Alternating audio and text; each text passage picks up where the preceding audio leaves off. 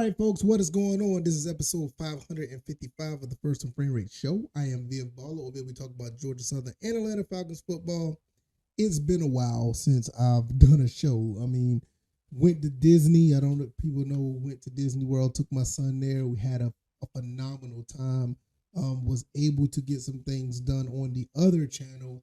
And this channel, I did a few things here and there, but I want to appreciate you guys for the patience.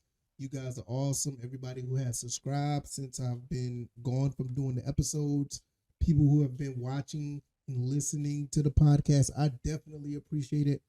I kind of got a packed show for you guys, but I'm not going to go too far into what I want to do with this show because of the fact that the second topic, I want to make it a whole episode itself, but I'm going to talk about that later on this week. But nevertheless, we're going to get into this. If this is your first time here, welcome.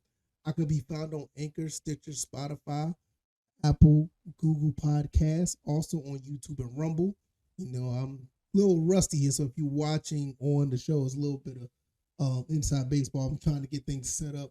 Kind of got things a little weird on the screen, but that's just me not necessarily being prepared, and it's been a while, so apologize for that. But nevertheless, we're going to get right into the show, and it's going to be a good one. Once again, I want to thank you guys just for the support. You guys have been amazing, and I can't thank you guys enough. So the background, I'm still working on the room or whatever the case may be. I still got some things I want to put up in here and get things together. So like I said, if you're watching, it's still a work in progress. Still a little rusty from not being around for a week or so. Just got back in and got things settled. But nevertheless, I've said enough about all of that. Let's go ahead and get into the show.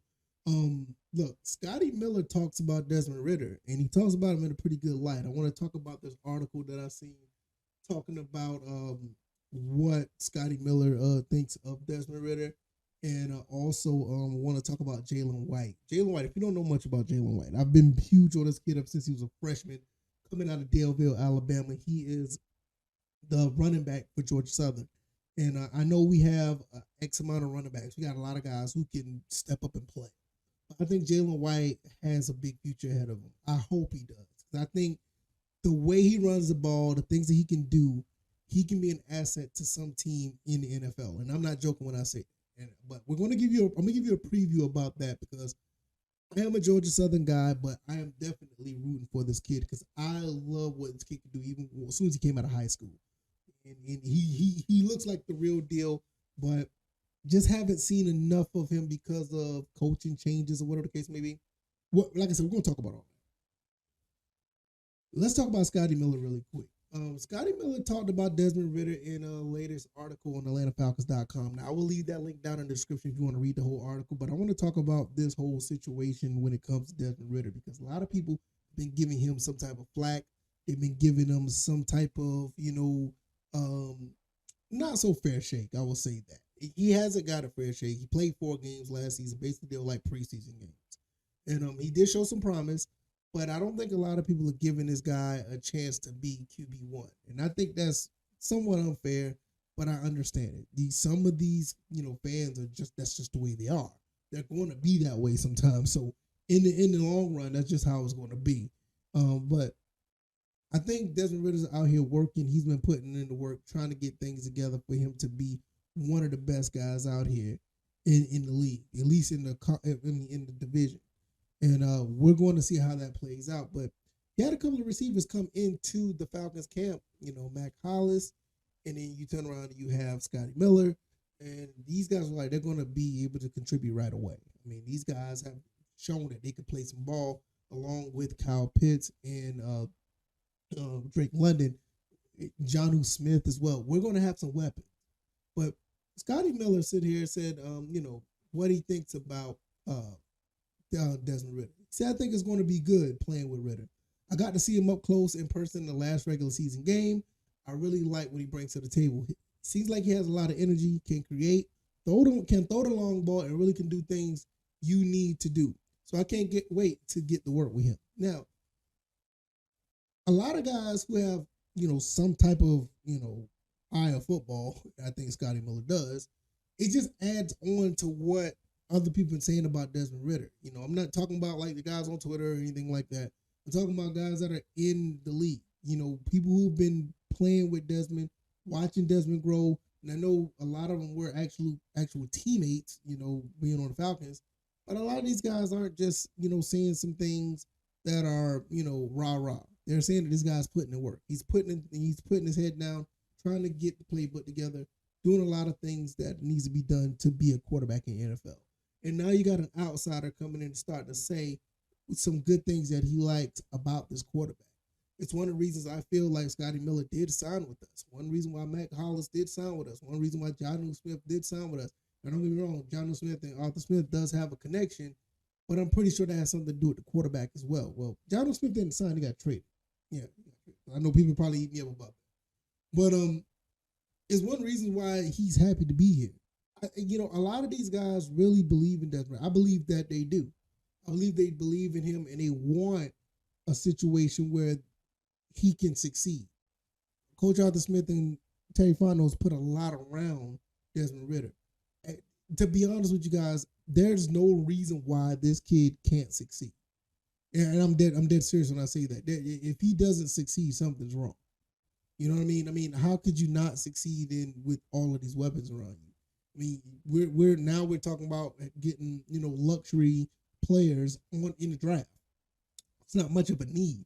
Yeah, you want to get offensive lineman. I get it. That might be a shore up need because even though the offensive line did pretty well when it came to the running the ball, the passing game, you know what I mean? The passing game, and I know we're going to probably be passing the ball more. I mean, you don't get these receivers, Jonnu Smith. You don't, you know, Kyle Pitts is coming back. You get Scotty Miller. You get Mac Hollins. You know, you don't get all these guys coming in here to run the ball more. You know, I think one thing a lot of people don't realize about Coach Arthur Smith, Coach Arthur Smith does a really good job of playing to his strengths. When he realized that he couldn't throw the ball well with Marcus Mariota, we ended up being like the number 1, number 3 rushing team in the country. Well, in the league. But the year before that, when we had Matt Ryan, we were still able to throw the ball fairly well.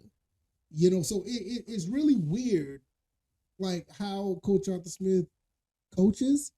It's like he learns how to use his personnel properly. And I think that's one of the reasons why we end up going 7-10. Because we were able to get, you know, a lot out of the players that we have. Now, when you turn around and you starting to see a pattern here when we started getting more receivers, and you start to see that we're going to try to balance that. Now you're trying to see on the defensive side as well, where we had a pretty decent secondary, we didn't have a pass rush. But to that secondary, we added Jesse Bates. We ended up getting Mike Hughes. We got Tay Davis at linebacker, Caden Ellis. You know, you start to get these other guys, Anamaya at defensive line, Calais Campbell. This team is actually putting some things together to make things work.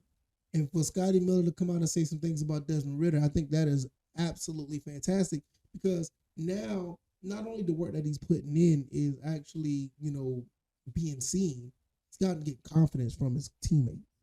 And, you know, really at the end of the day, you would want a young quarterback to get the confidence and the confidence and, you know, the thumbs up from your teammates. Now, I don't know how things are going to go. There's still a situation where that Coach Arthur Smith them draft a quarterback at number 8. That's not off the table, everybody. I just want people to know that is not off the table. That can still happen. So we have to understand, all right, what are we doing here to make that, even if that's a possibility, what are we doing here going forward? They said that Desmond Ridder is the starting quarterback. So even if we do draft a guy, they're going to have to try to beat Desmond Ridder out. Can they do it? It's just a lot going on there. But at this point, I don't see them taking a quarterback. I don't see that. I'll be extremely surprised if they take a quarterback or if they take Jalen Carter. I'm still stuck. I don't see them taking Jalen Carter. And I know that's going to be really, really upsetting to a lot of fans because they feel like if you're an Atlanta Falcon organization, you got to draft Georgia players. I want them to get Nolan Smith. But that's just another story for another day. Now, let's talk about the other Georgia team before I get out of here. Jalen White, give you a quick preview of this kid. I love this running back, Jalen White. He's been one of my favorite players ever since he came to Georgia Southern. It's kind of weird. He's already a senior, standing at 6 foot 215. This guy's a monster when he's running the ball. If you actually seen him run the ball, he does very well at running the ball. And one thing about him, he catches very well out the backfield too. So I think with the fact that you have this size at 6 foot, probably by the time you get ready for the NFL, I think this kid can get. I think some scouts need to be watching this kid like that too. They need to be watching him. At 6 foot 215, probably a bulk up to maybe about 220, 225, 223. And if he could still run and catch the ball out the backfield like he does, he could be a steal for a lot of people. And I know I've been saying that a lot with Georgia Southern players. You know, Kyle Van Treese, he could be a steal for somebody. It doesn't even have to be a draft pick. Just put him on a team. He can make some noise. You look at a guy like Amari Jones, he should be drafted. You know, I think easily 4th, 5th, 6th round. You got a stud right there. So this is what I'm talking about. Jalen White fits that mold of guys that you may not know too well, because, you know, the Sun Belt is not getting to shine like they should. And I don't understand why not, because the Sun Belt had something to say last year when they smacked around Nebraska. You know, Texas A&M got beat up, Notre Dame got beat. I mean, you know, the Sun Belt got something to say, you know, so you have these teams who play quality football that could easily, you know, come in and develop players that would be ready to go. Kendall Vildor is one of the last ones that really showed what they could do. Tyler Bass was another one. You know, so you have some type of talent down here in Statesboro.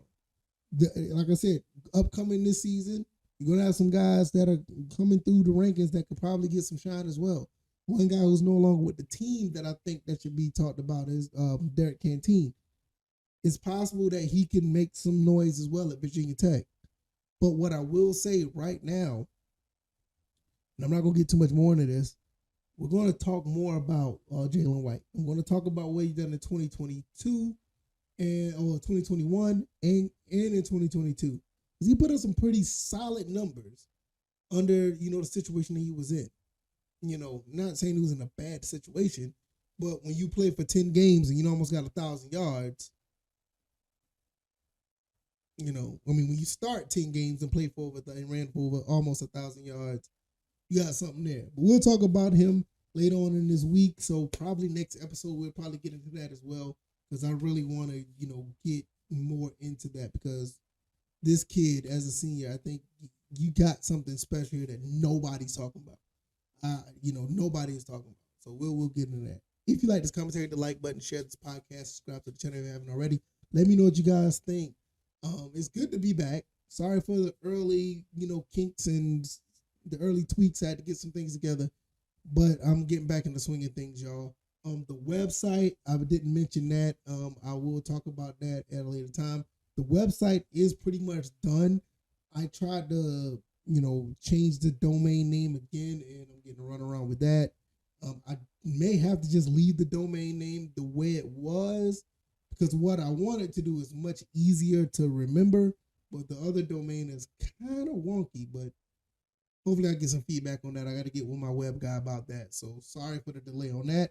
I could be found on YouTube and Rumble, also Anchor, Stitcher, Spotify, Apple, Google Podcasts. I'm going to get up out of here. It's been a great day, and I will see you guys on Tuesday evening. You guys take it easy. You guys be blessed. Peace.